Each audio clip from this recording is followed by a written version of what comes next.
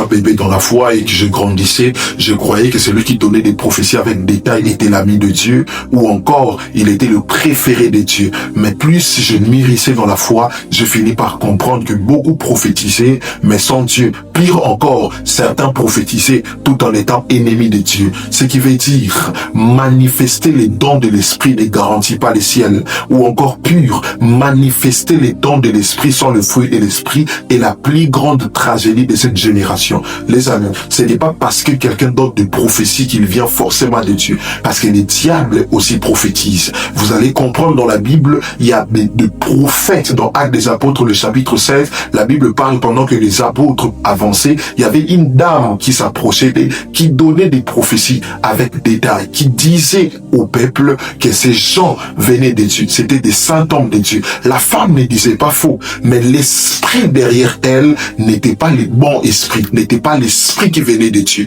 Ce qui veut dire, beaucoup de personnes donnent de vrais messages, mais que l'esprit qui donne ces messages-là ne vient pas de Dieu. Les amis, mesurez tout celui qui vous donne un message par le fruit qu'il vous présente, parce que le fruit peut jamais tromper, mais les dons peuvent tromper.